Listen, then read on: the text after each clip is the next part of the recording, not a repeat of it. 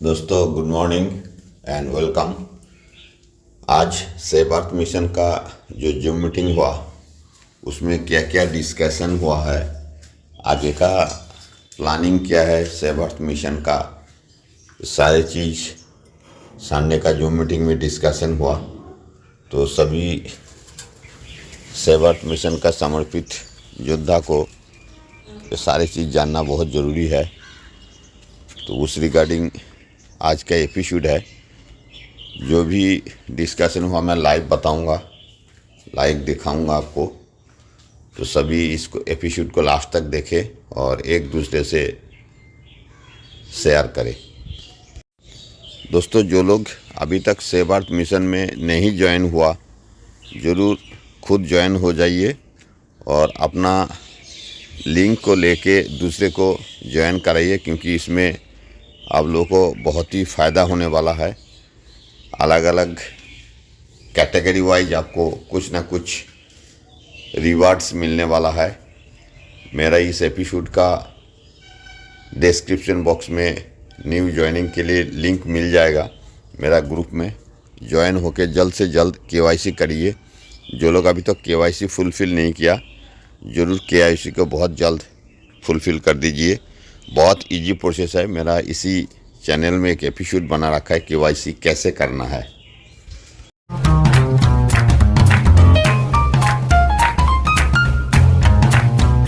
दिखेंगे। Current situation की बात करूं तो जो अवतार्स है वो बहुत ही कार्टूनिश लगते हैं, काफी लाइक एनिमेटेड से, लेकिन ऐसा बताया जाता है कि फ्यूचर में ये बिल्कुल हमारी तरह दिखेंगे और काफी कम से कम डिफरेंस होगा। इन सारी बातों में सबसे एक्साइटिंग बात यह है कि जैसे आज के टाइम पे हम टेक्स्ट मैसेज के थ्रू अपने दोस्तों से बात करते हैं ना, तो इस मेटावर्स में हमारे अवतार्स जो है एक दूसरे से बात करेंगे और बहुत डिफरेंट तरीके की हमारी कम्युनिकेशन होगी रियल टाइम में। आई रिपीट, ये मेटावर्स जो है इतना ज्यादा पॉपुलर हो रहा है कि इस डिजिटल वर्ल्ड के अंदर लोग जो है लैंड खरीद रहे हैं, बहुत ज्यादा प्रॉपर्टीज खरीदी जा रही है जो कि बहुत बिलियन डॉलर्स की है, और साथ में एनएफटीज, ऐसी बहुत सारी चीजें हैं जो लाइक यहाँ पर इस डिजिटल वर्ल्ड में लोग बहुत करोड़ों रुपए की खरीद रहे हैं। और इतने पैसे खर्चने का रीजन ये है कि अर्ली बर्ड एडवांटेज मिल जाए। हो सकता है कि फ्यूचर में जो ये पैसा हम इन्वेस्ट करें वो बहुत ज्यादा लाइक मल्टीप्लाई हो जाए। और ये मेटावर्स कोई सुपर न्यू कॉन्सेप्ट नहीं है। 1992 में एक नोवेल थी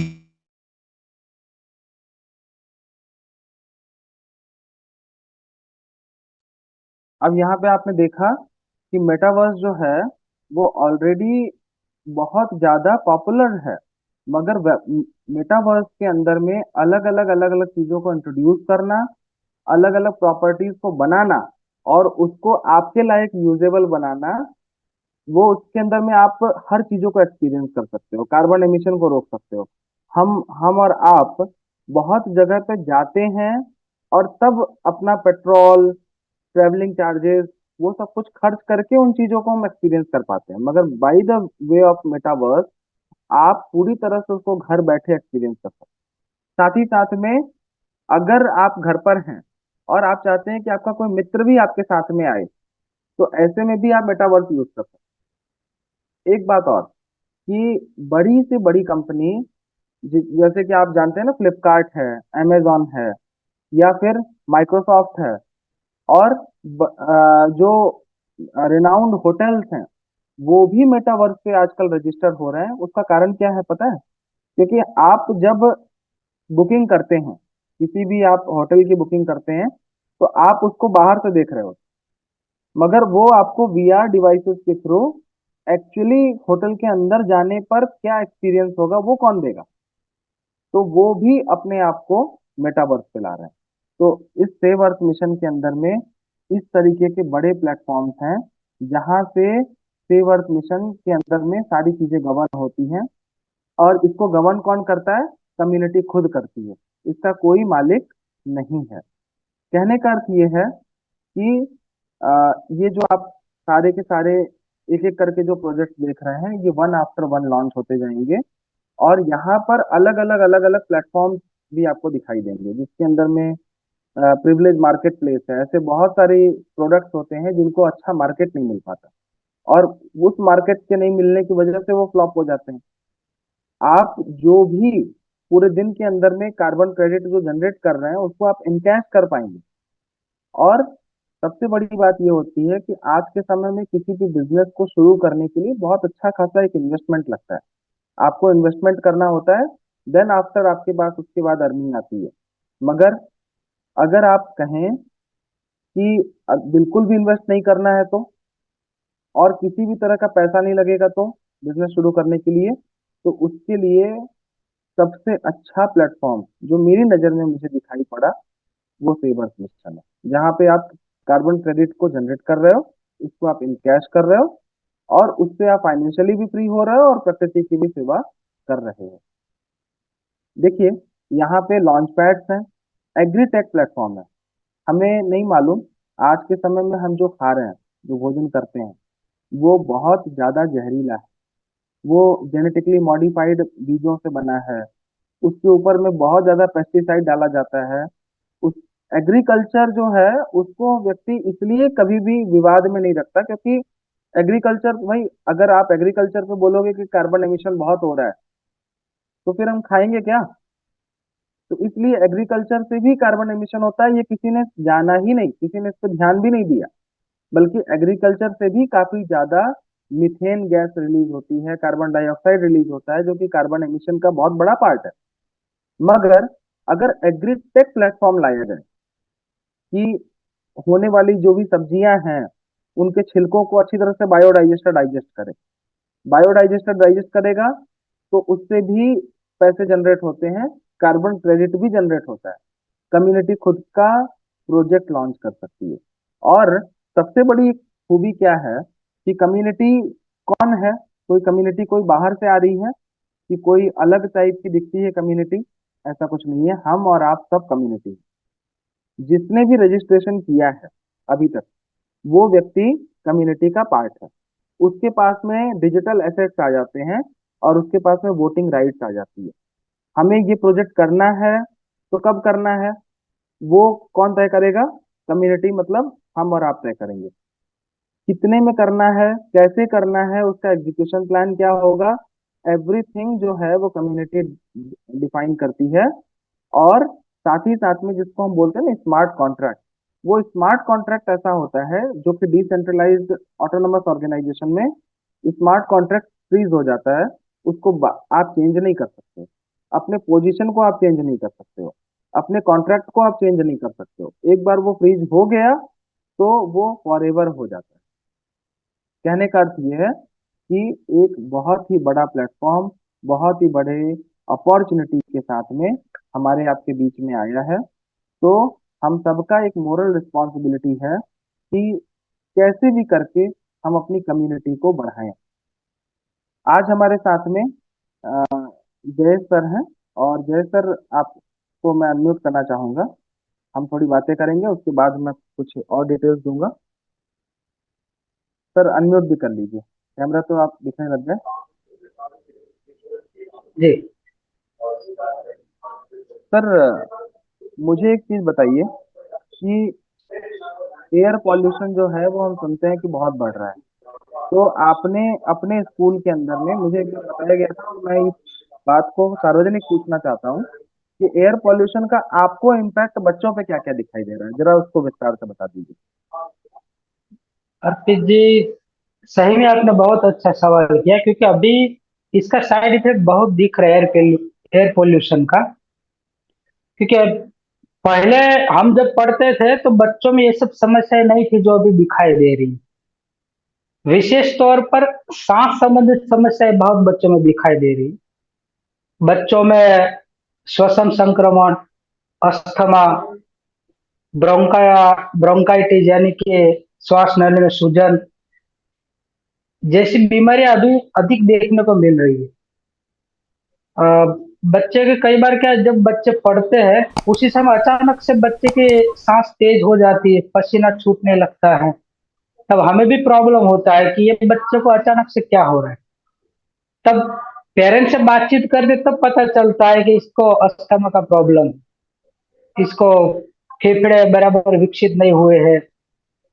तो ये सब प्रॉब्लम अभी जब हम पढ़ते थे ये सब नहीं था, पर अभी ये सब बच्चों में बहुत दिखाई दे रहा है। अस्थमा की वजह से बच्चे बहुत परेशान रहते हैं। कई बार तो बच्चों को बार बार स्कूल में छुट्टी मारनी पड़ती। क्योंकि प्रॉब्लम है, सांस लेने में प्रॉब्लम है, दवाई लेनी पड़ती है, आराम करना पड़ता है, उसकी वजह से उनका अभ्यास भी छूट रहा है। अभ्यास छूट रहा है तो ज्यादा स्ट्रेस में आते हैं कि कैसे होगा, एग्जाम नजदीक आ रही। कई बार तो बच्चे चिड़चिड़े बन जाते हैं, डिप्रेशन में चले जाते हैं। हाँ सर, तो आपने एक ये बार सब बताया था, समस्या है। एक बार की बात है कि वो डॉक्टर ऋषिकेश माथुर भी मेरे से मिले थे, तो वो भी ये जी डिस्कशन कर रहे थे कि बहुत ज्यादा एंजाइटी, बहुत ज्यादा डिप्रेशन, ये सब कुछ का इम्पैक्ट आपको पता है क्या है? तो उन्होंने बोला, और हम आप भी थे वहां पे, तो जी उन्होंने ये कहा था कि भाई इसका कारण एयर पॉल्यूशन है। सही है, क्योंकि पहले ये सब नहीं था, अभी ये सब दिखाई दे रहा है। क्योंकि बच्चे शुद्ध हवा नहीं ले पाते, प्रदूषण की वजह से कई बार तो बच्चों को खांसी हो जाती है। रिपोर्ट करने पर भी पता नहीं चलता है कि खांसी क्यों हो रहे, 15 दिन, 20 दिन, महीना बीत जाता है, खांसी जाती ही नहीं है, लंबे समय तक खांसी चलते रहे। बच्चे स्कूल आने से डरते हैं क्योंकि पढ़ाई में व्यस्त है और खांसी आ जाती है, तो बच्चे हंसने लगते हैं। इस वजह से कई बार बच्चे डिप्रेशन में आ जाते हैं। कई बार तो उनका ध्यान पढ़ाई से भटक जाता है, उनकी याददाश्त पे भी शायद मुझे लगता है इसका बुरा असर पड़ता है। सीखने की उनकी जो समस्याएं है वो उत्पन्न होती है। सर, एक्चुअल में हमने आपको इसीलिए बुलाया, उसका कारण क्या था कि बहुत लोग बोलते हैं कि भाई हमारी तो कितनी जिंदगी बची है। ऐसा आपने बहुत लोगों को सुना होगा जो नशा करते हैं ना, जिनको हाँ आपने हाँ नशा करते देखा होगा, तो उन्होंने बोला कि मरना ही है। मतलब इस टाइप की भी सोच के लोग हमें देखने को मिलते हैं। कम से कम अपने बच्चों को तो अच्छा फ्यूचर देके जाओ, कम से कम उनको तो जी साफ हवा देके जाओ। और जब बच्चों की बात आती है, नेक्स्ट जनरेशन की बात आती है, तो नेक्स्ट जनरेशन सारा आपके हाथों में होता है। आप शिक्षक हैं, तो इसलिए हमने आपको जी बुलाना उचित समझा कि भाई आज की समस्याओं को आपसे अच्छा कोई बेहतर नहीं बता पाएगा। जी सर, मैं कुछ बातों को आगे समझाता हूँ, अपनी कम्युनिटी के सारे लोग यहाँ पर उपस्थित हैं। जी देखिए, सेव अर्थ मिशन के अंदर में ऑफिशियल लॉन्च जो है वो 15 दिसंबर 2024 को है।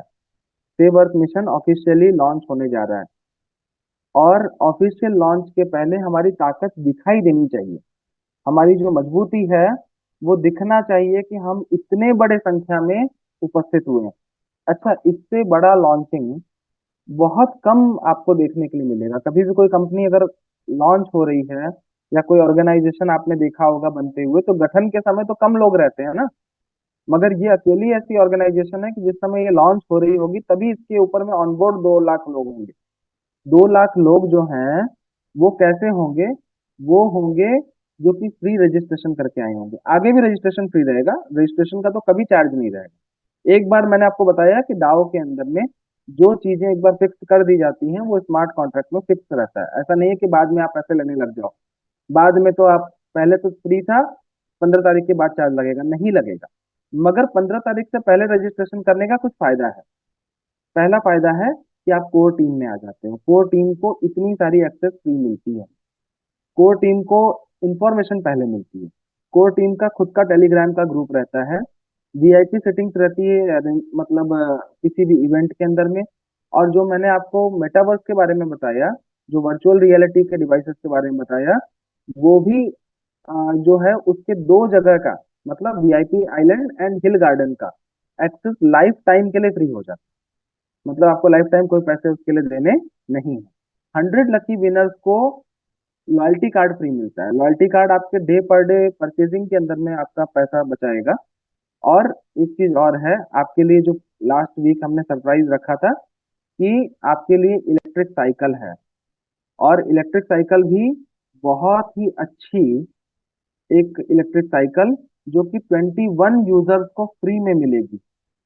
21 जो व्यक्ति जो कि सबसे ज्यादा रजिस्टर करेंगे, ज्यादा से ज्यादा लोगों को इसके अंदर में, सिस्टम के अंदर में इंट्रोड्यूस करेंगे, उन लोगों को ये चीज फ्री में दी जाएगी, वो विन कर सकते हैं। तो इत- जल्दी से जल्दी जितना हो सके उतने रजिस्ट्रेशन को आप बढ़ाकर इसके अंदर में सेव अर्थ मिशन को कंट्रीब्यूट करें।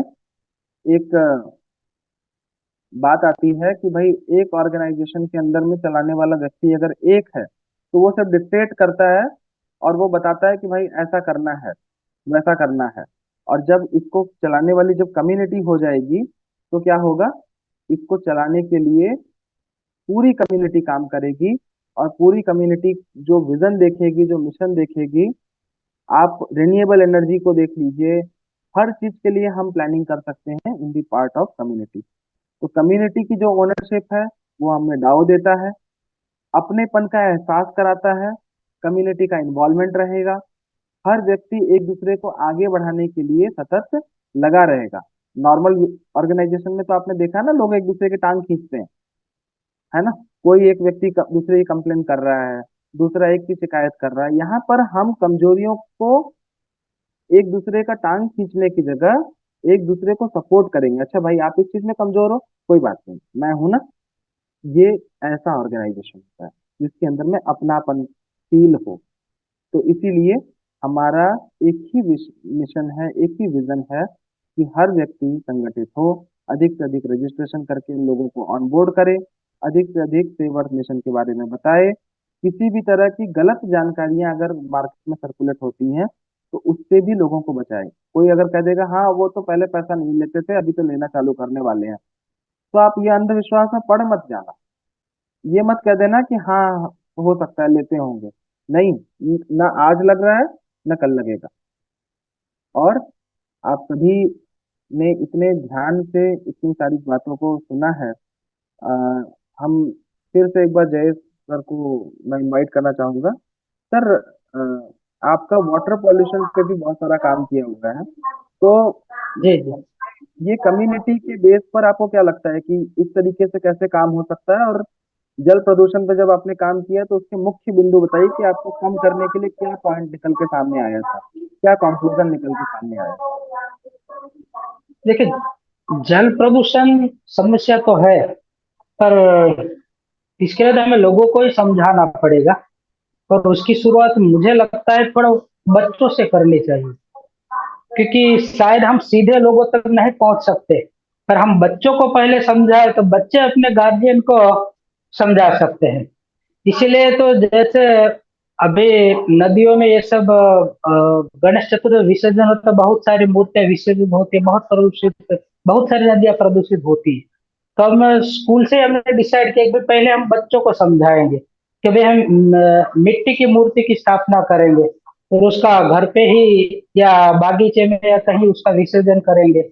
फिर हम लगभग 150 सोसाइटी में बच्चों को ही भेजा, बच्चे सोसाइटी के प्रमुख से मिले और उनसे विनती की ये सब प्रदूषित हो रहा है, जल प्रदूषित भी हो रहा है, नदियां भी प्रदूषित हो रही है।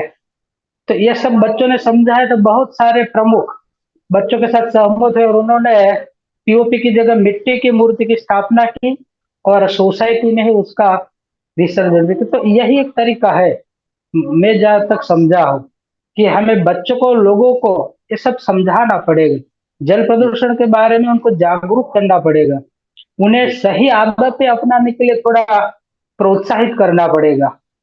क्योंकि तो सर यहाँ पे अ, हमारे साथ में सारे जी बच्चों के जी। पापा बैठे हुए हैं।